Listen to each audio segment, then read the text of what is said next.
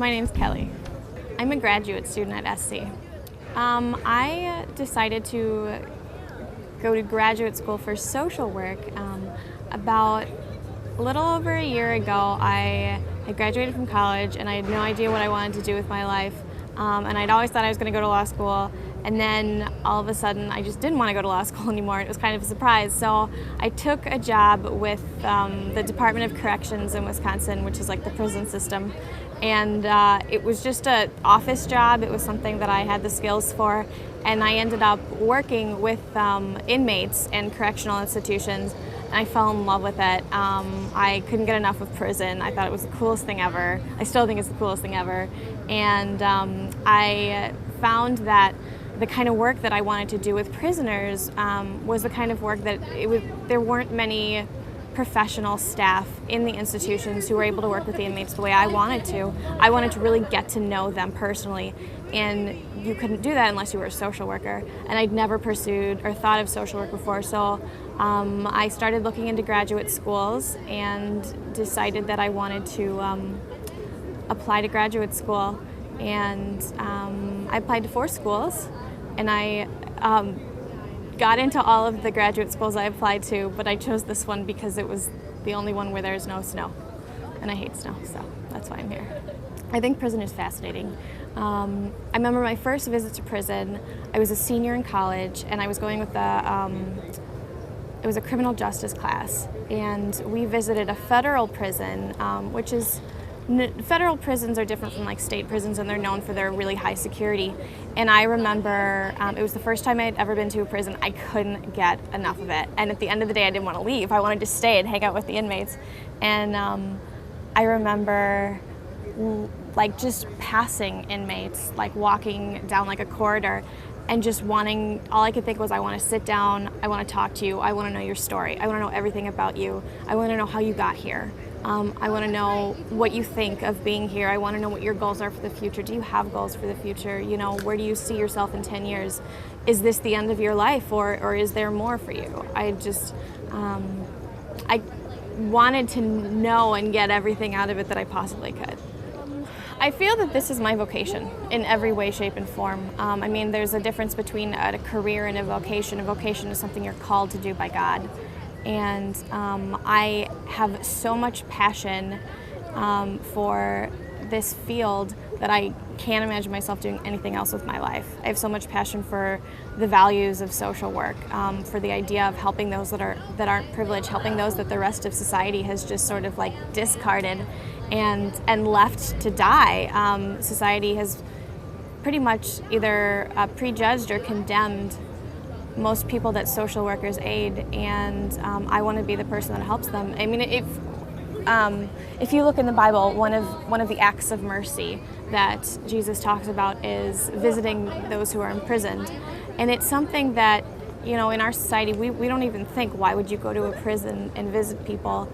And I really see the need for it, because even when prisoners are released, they're still ignored, they're still condemned. They don't get forgiveness. They don't get a second chance. When they're released, they can't get jobs. It's hard to find housing. No one wants to live next door to a prisoner or an ex-prisoner. No one wants to live near or interact with someone who has this horrible scar on their record. So they just shun them. And then who's going to be there for them? Who's going to help them? I just feel so incredibly called to serve that population because no one else is. I think there's definitely an aspect of forgiveness in there. I guess one way to look at it is that I feel that the criminal justice system and our society don't really offer forgiveness to inmates, to prisoners, to people who break the law. And, you know, look at who Jesus hung out with: tax collectors, the worst of criminals. You know, they stole from everyone. And prostitutes. Like, he didn't hang out with, you know, little Sunday school Mary Goody Two-Shoes, you know? He was hanging out with the worst of the worst, and that's why people didn't like him. But he spent time with them because he saw that there was more to them than the label that society had given them. And he forgave them, and he wanted the rest of the world to know that if these people had forgiveness, well, then everyone had forgiveness. So there's definitely an aspect of forgiveness. I don't think that I have the ability to forgive them for all of their wrongs, but I see it more as offering them a second chance in my life and my interaction with them. He's probably the reason I'm going into this. His name is Jeff, and I met him on my third visit to a correctional institution. It was when I was working at the DOC, and at the time I was working in the central office of the DOC with a program that offered free college courses to, it was federally funded free college courses to inmates who met certain criteria like education level and such. And we were visiting a prison where I was basically learning how this program was being implemented in the institution.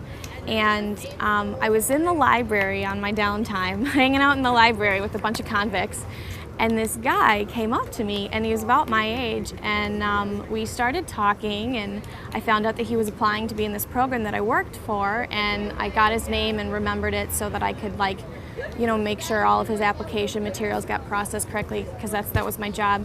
And as we started chatting, he told me he was from the same little Wisconsin town as a friend of mine, and it turns out that he went to high school with one of my closest friends from college.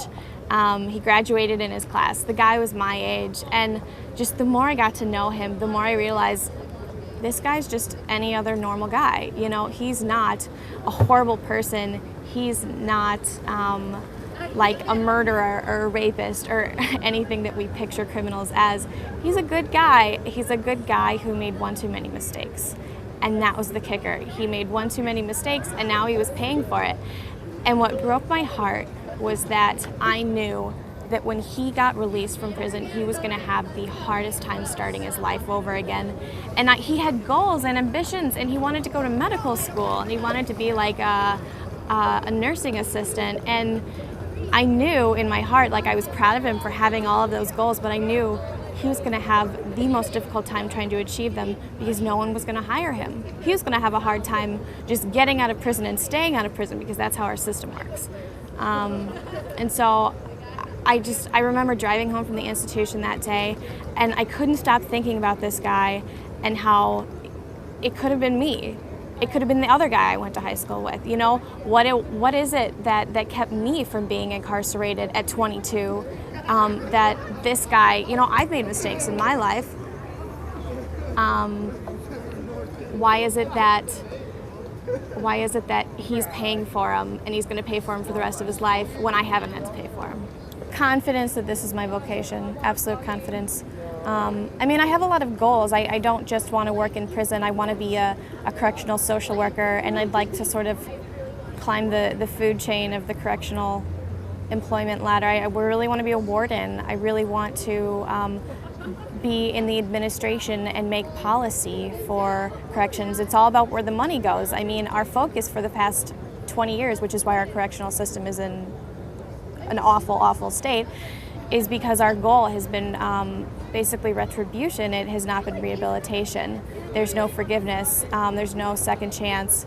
So I have a lot of goals regarding my career in social work that have to do with corrections. So I know I'm not always going to be doing the same thing forever.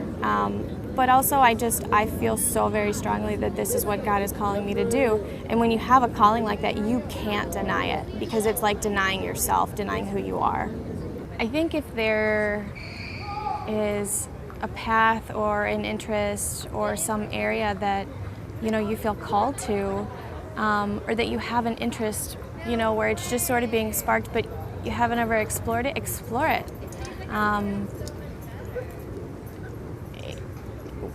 In order to find our vocation, we need to do some self-exploration. And I think that the whole purpose of our vocation is serving God in a way that will make us completely fulfilled and will completely fulfill His will. So I think as far as finding a vocation goes, it's simply answering the call to be a disciple. Whatever it is that you feel like your vocation is, whatever God is calling you to do with your life, And that's not just career-wise, it would do with your life in any respect. Answering that call is serving Him and fulfilling His will just by living, which is how it was intended to be in the first place.